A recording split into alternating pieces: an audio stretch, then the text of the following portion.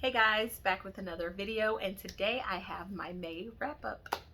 So this month was a good reading month, a good physically reading month, and a good audio reading month.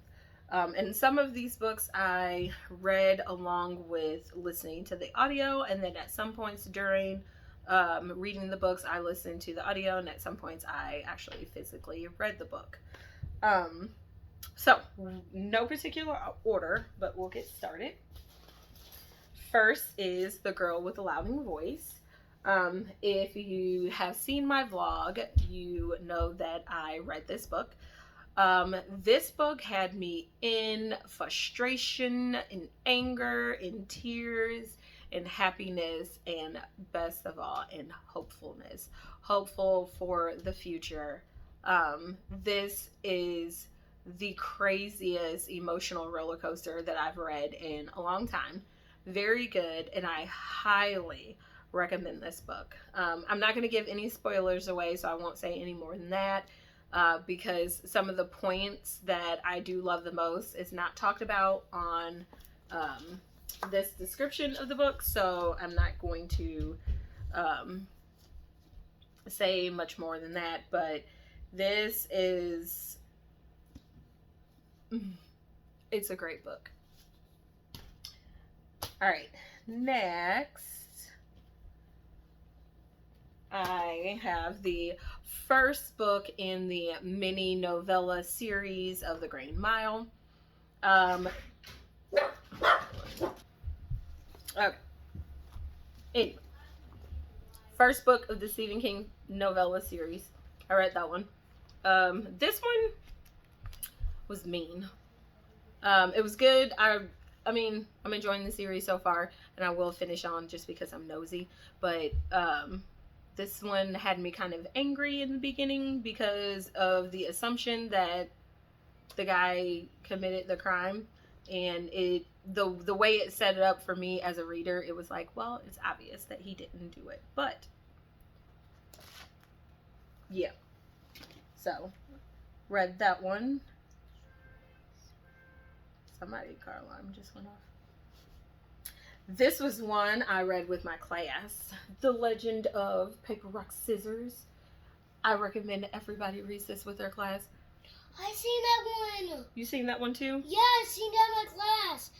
It was The Legend of Rock, Paper, and Scissors. That's what I just said. I know, but it's so good.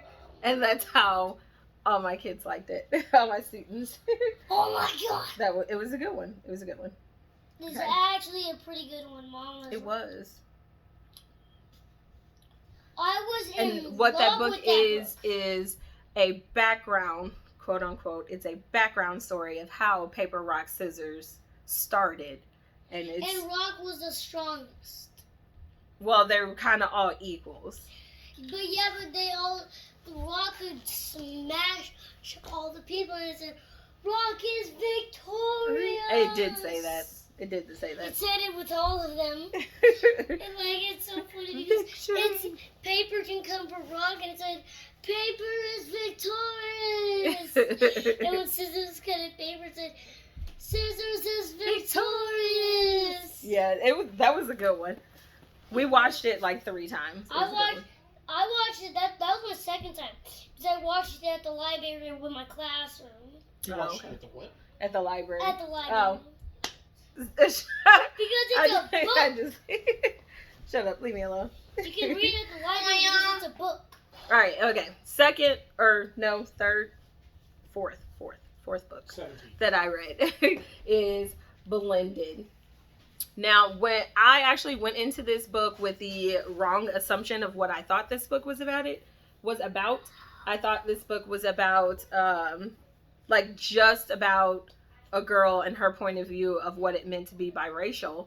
But while it touched on that, it wasn't completely about that. It was about a blended family. So, mom and dad divorce and split up, but then they get married, and then they're all not, I won't say one big happy family, but they work very well for the sake of the child that is going separate ways all the time. And it's her journey from the time the parents divorce until they became like a happier blended family, and the events that take part along the way.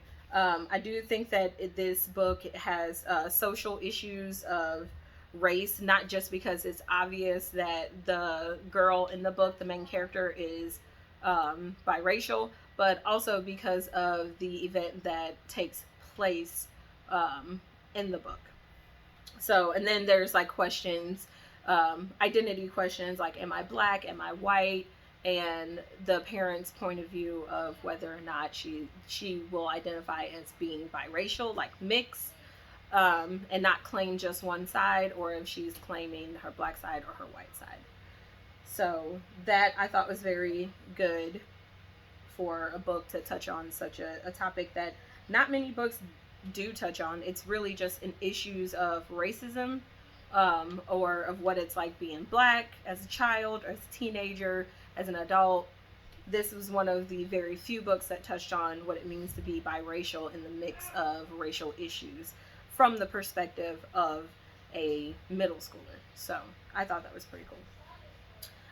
Next book we read as a class, I read to my class, is called Miss McBloom Clean Up Your Classroom. I thought that one was cute. Joshua, did you read this one? No? Yeah, we did. Are you sure? Yeah, just it was a different version. But anyway, it's just about a teacher who, when she first starts teaching, her classroom is nice and neat. And then as the years go, it becomes very cluttered, and students lose things, and she loses things. And now she's about to retire, so she has to clean up her classroom and be ready for the next teacher to come in. But it's a cute little story. It's like along the way of her cleaning up the classroom, they find all these things that were lost. So that one was cute. And I checked this one out from my library through the app, and this is Concrete Rose. This is the prequel to, oh my goodness, what is the book? The Hate You Give. There it is. Was it The Hate You Give?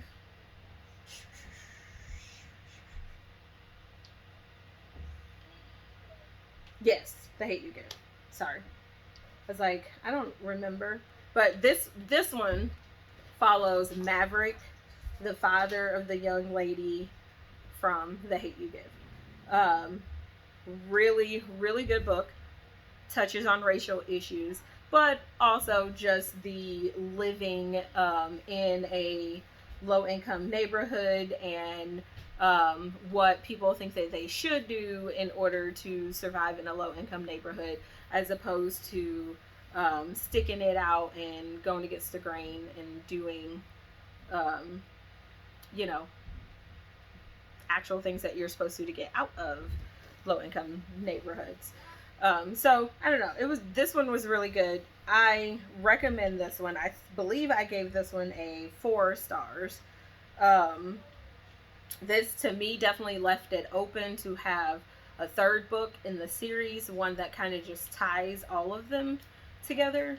But it could also just stay where it's at and just have the 2 books. But Angie Thomas is a great author, and I do recommend this book. Next book that I read was Whatever Happened to Interracial Love. I did not like this one very much. I gave this one a 3-star rating.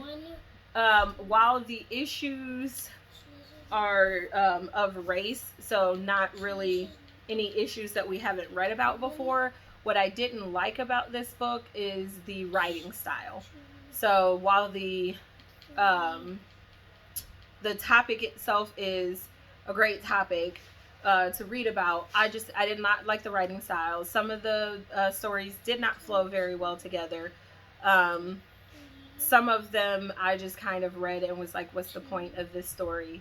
Because it didn't tie in even a little bit to the other stories in there. And I think I even put post-it notes on some of these, like, yeah. So like this one, not for this story, but for this one before it, which was The Happy Family. I wrote What's the Point? I think that was it's called The Happy Family. Yeah, some of these are like 1-page stories. Some of these are like 5-10-page stories. But I was like, what's the point of this story? It did have one part in it that I thought was like a good description of describing someone that was like black and beautiful and proud of where they are even during the time that this was written for. It was the whole book I think took place in the 1960s. I believe it was around like 1968. So it touches on topics of race, gender, family, and sexuality. But some of these stories just did not flow very well at all with other stories that are in here, and it was pointless. I wanted to DNF this book like twice, but I wanted to actually get through it because it had been on my book of the month TBR for a long time. So I was like, okay, I might as well. I mean, if you like classic writing styles, I would say yes, give this a try. Or just give it a try because your opinion just may be different than mine. I just didn't really care for it. I will not reread this. It was just okay. Another cute one that we read together as a class, well, I read to the class, is The Couch Potato. Well, let me see that one. The Couch Potato. I've seen that one in my class.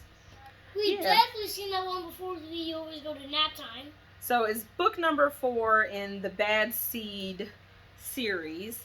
It's really cute. it just pretty much describes this potato that lives on the couch. I'm a potato!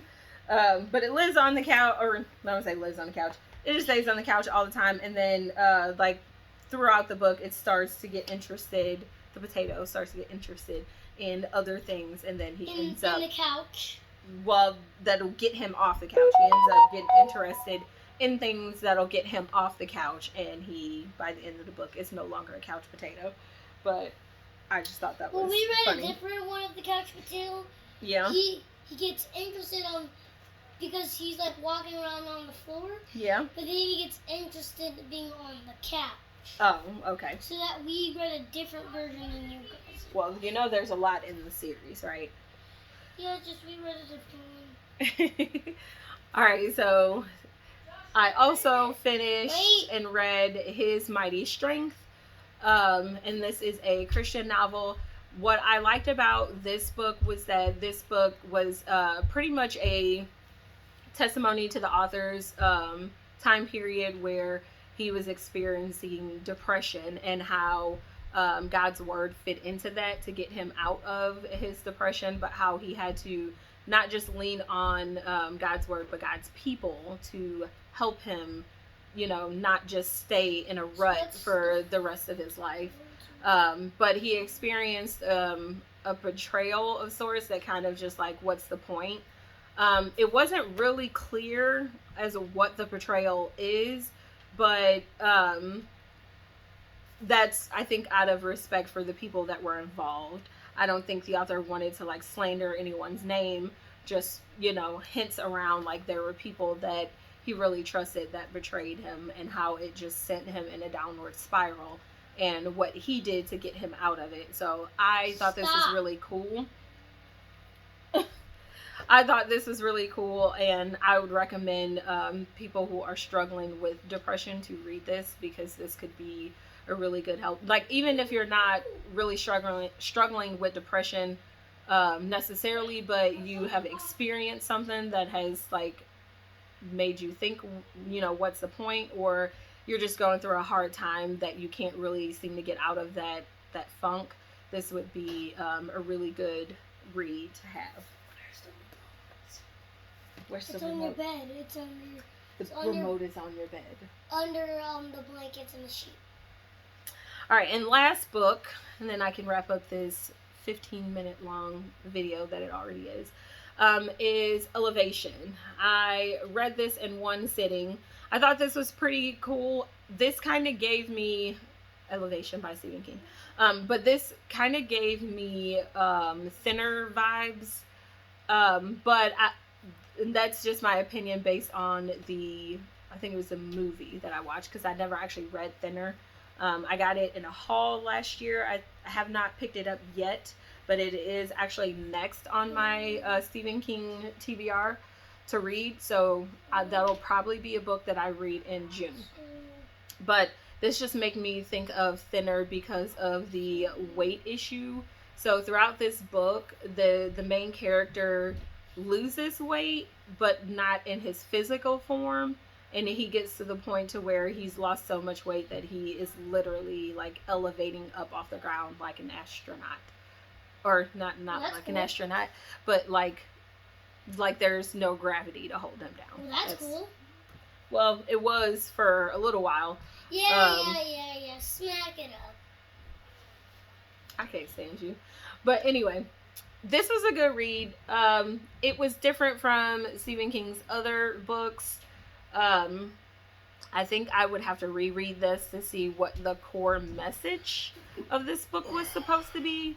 Because I really didn't get it. I did get that one of the messages was like, just to be kind to people in general, no matter what their sexual orientation is. That's one of the key things I got out of it. But if there was any other messages within this book, I don't really know what it was. It wasn't a bad read. I think I gave this about a 3.5, 4-star.